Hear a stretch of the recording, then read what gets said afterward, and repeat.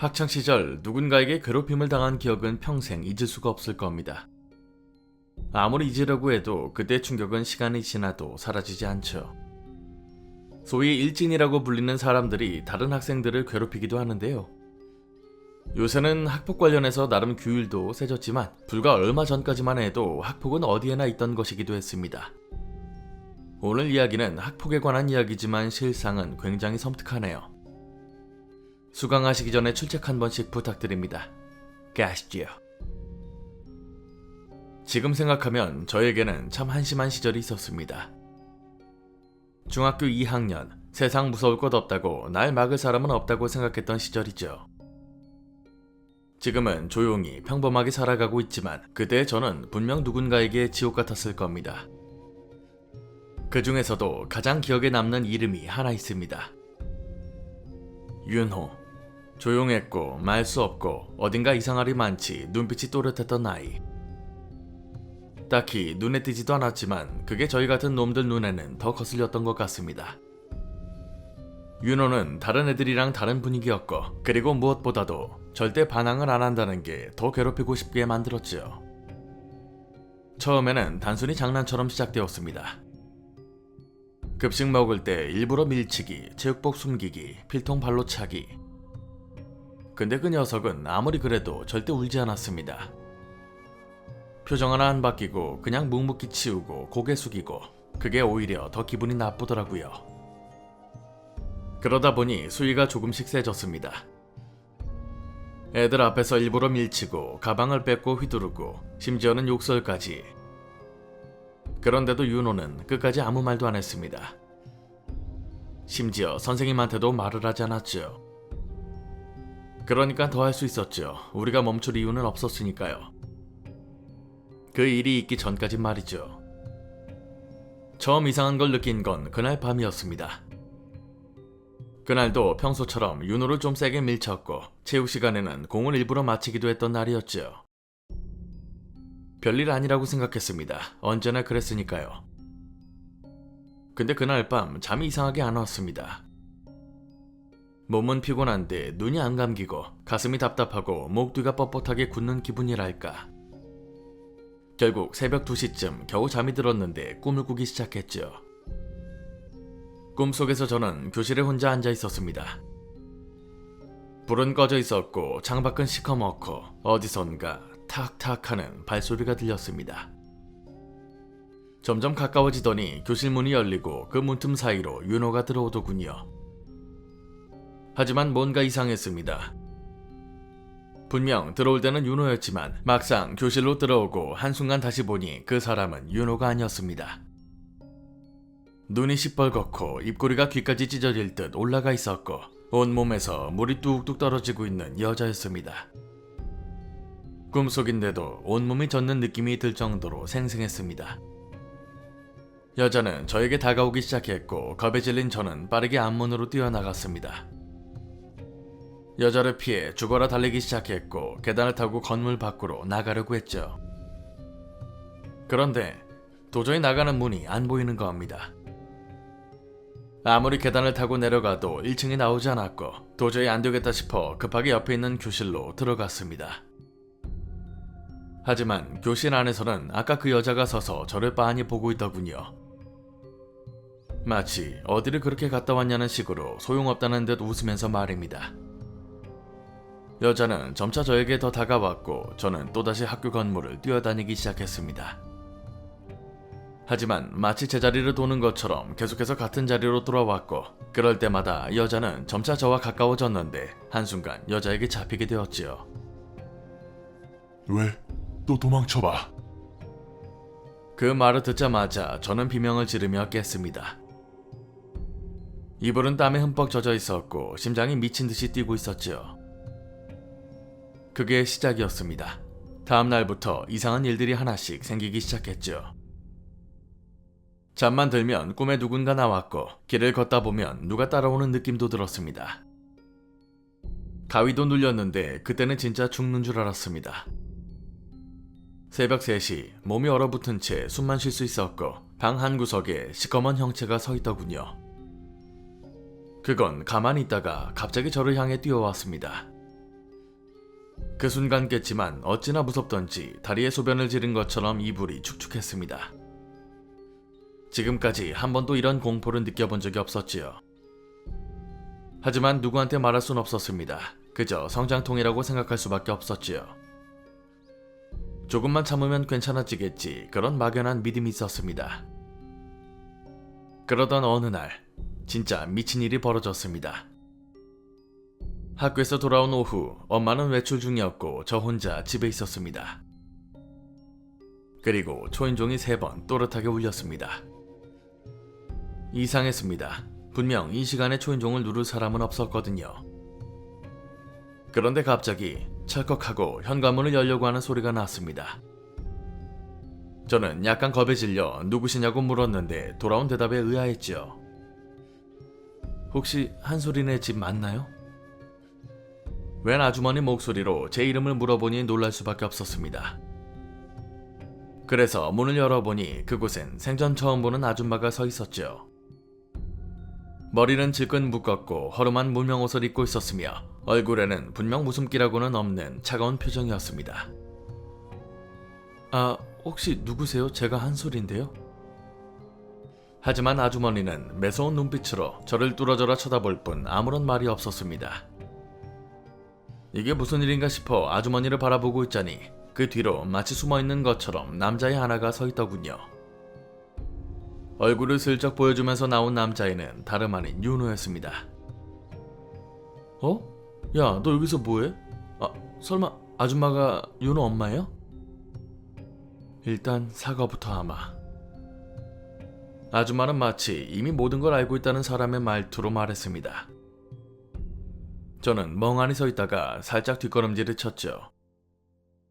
그런데 그 아줌마가 슬쩍 한 발을 들이며 말했습니다.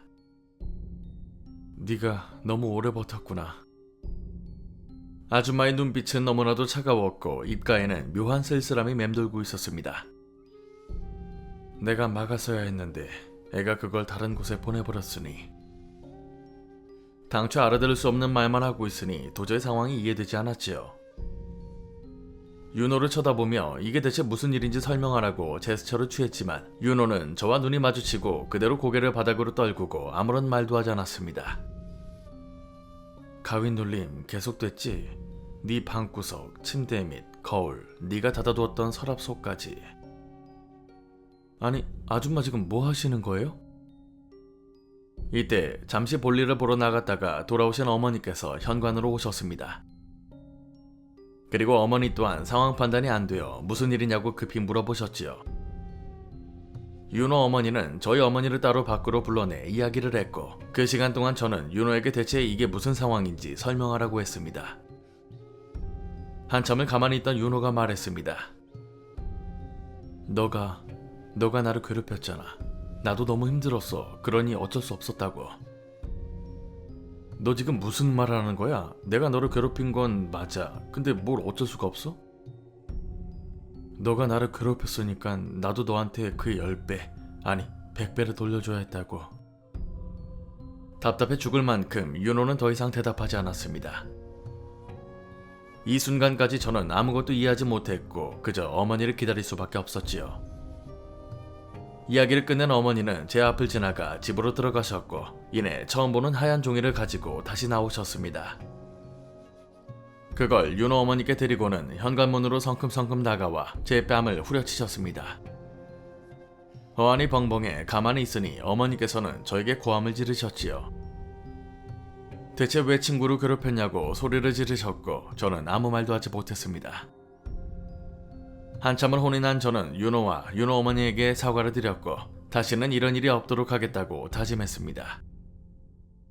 그런데 윤호 어머니는 저를 보고는 처음 만났을 때처럼 되려 미안하다고 하시더군요. 역시나 이해하지 못한 저와 달리 어머니는 깊은 한숨을 내쉬며 일단 집으로 들어오시라고 윤호 어머니와 윤호를 집 안으로 안내했습니다. 거실로 들어온 뒤 윤호 어머니는 심각한 얼굴로 말했습니다. 한솔아, 아줌마가 하는 말 잘 들어야 된다. 너가 우리 윤호를 괴롭혔다는 건 아줌마도 알지 못했어. 알았더라면 일이 이 지경까지 되지 않았을 거야. 어쨌든 너가 윤호에게 사과했고 앞으로 괴롭히지 않을 거라고 했으니까 이제 사이좋은 친구가 되었으면 좋겠어. 근데 그 전에 윤호가 한솔이에게 한 것에 대해서 해결을 해야 되는데 조금 이해되지 않겠지만 요 근래 있었던 일에 대해서 상세하게 말해줘야 돼. 네, 다시 한번 더 죄송합니다. 근데 요 근래 있었던 일을 어떤 걸 말씀드리면 되는 거예요? 아까 이야기한 것처럼 꿈에 귀신이 보인다거나 가위에 눌리거나 하지 않았니? 혹은 생시에도, 그러니까 평상시에 헛것을 본다거나 하지 않았어? 이때 얼마나 놀랐는지 모릅니다. 마치 제가 그런 일을 겪고 있다는 걸 알고 있는 듯 했죠. 네, 최근에 꿈에서 이상한 여자가 나오거나 그 여자한테 쫓길 때도 있고요. 어쩔 때는 아저씨, 할아버지가 나와서 밤새 쫓기는 꿈을 꾸기도 해요. 심지어 가위 눌릴 때는 방 안에 웬 사람들이 있기도 하고요. 안 그래도 그래 보인다. 그러면 잠을 안 잘 때 말이야. 학교에 오가거나 할 때 귀신을 본다거나 하진 않았던 거지? 네, 꼭 잠잘 때만 귀신 같은 게 보였어요. 그나마 다행이다. 앞으로 아줌마가 하라는 대로 잘 해야 돼. 그래야 잘 끝낼 수 있어. 말을 하면 할수록 겁이 나서 손이 벌벌 떨려왔습니다. 그리고 윤원의 어머니가 무당이라는 사실을 알게 되면서 공포감은 극에 달았죠. 윤호 어머니는 자리에서 조용히 일어나더니 집안을 천천히 둘러봤습니다. 이 방 안에 기운이 많이 얽혀있네. 들어왔던 것들이 아직 다 안 나갔어. 그녀는 벽에 걸린 거울을 보더니 턱을 살짝 들며 말했습니다. 여기서 할 수밖에 없겠네. 지금 바로 굿을 열 거야. 저희 어머니는 놀란 눈으로 그녀를 바라봤지만 윤호 어머니는 단호한 눈빛으로 고개를 끄덕였습니다.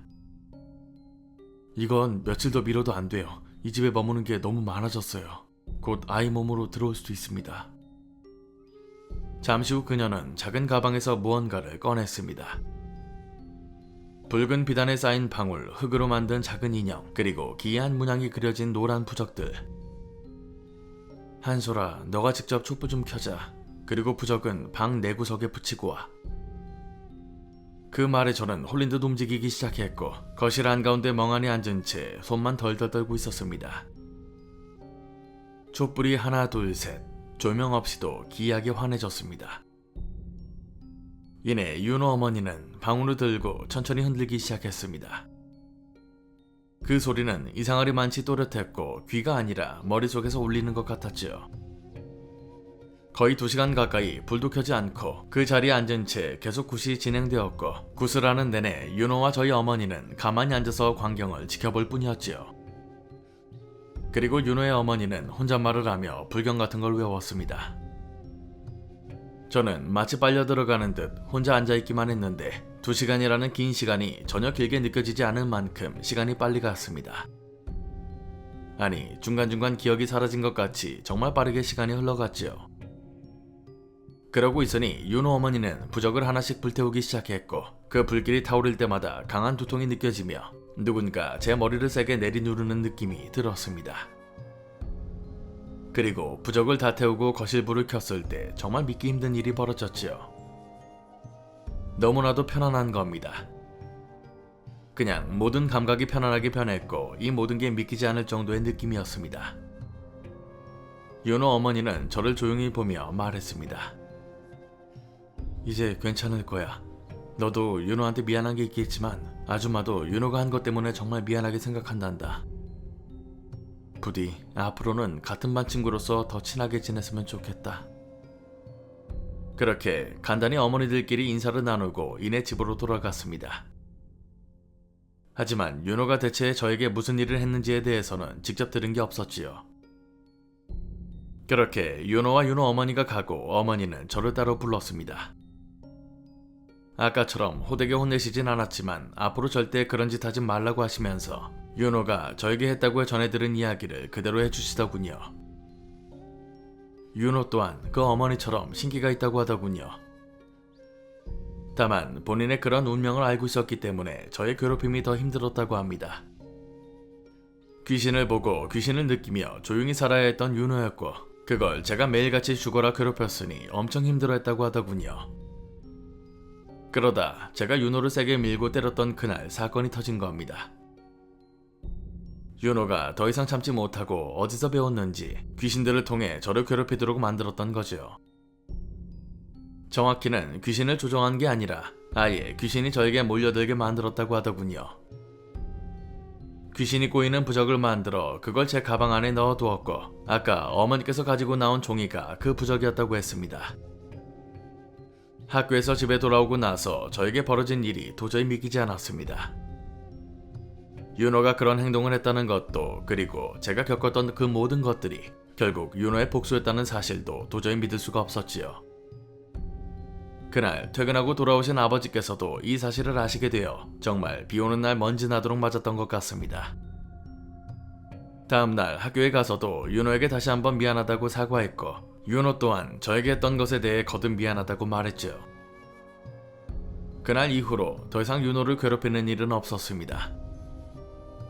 그렇다고 친하게 지냈던 것도 아니었지만 중학교 3학년이 되면서 윤호가 이사를 갔고 자연스레 고등학교에 진학하면서 윤호의 소식은 더 이상 접할 수가 없었지요. 벌써 십수년이 지난 일이지만 아직도 그날의 기억이 생생합니다. 지금 와서 생각해보면 제가 겪은 것들은 충분히 그러고도 남을 만큼의 죗값이죠. 간혹 궁금하기도 합니다. 윤호가 지금은 어디서 뭘 하고 있을지 말이죠. 성인이 되어서 다시 만난다면 좋은 친구가 되고 싶다고 생각이 들기도 하네요. 이야기는 여기까지입니다. 얼마나 억울하고 분했으면 이렇게까지 했을까 싶긴 합니다. 당사자분도 충분히 뉘우치고 있지만 솔직히 이 정도까지 시달렸으면 뉘우쳐야겠죠. 밤마다 귀신한테 시달리면 차라리 두들겨 맞는 게 나을지도 모르겠습니다. 괴롭힌다고 타깃을 정했는데 그게 하필 무당의 아들이었으니 참으로 기구합니다. 다만 만약 시간이 더 지체되었더라면 윤호 어머니 말대로 생시에도 귀신이 보일 정도로 사태가 더 심각해졌을 겁니다. 그나마 다행이라는 생각이 들기도 하네요. 오늘 강의는 여기까지입니다. 재밌게 봐주셨다면 공포학과의 수강 신청 부탁드립니다. 공포학과 M교수였습니다.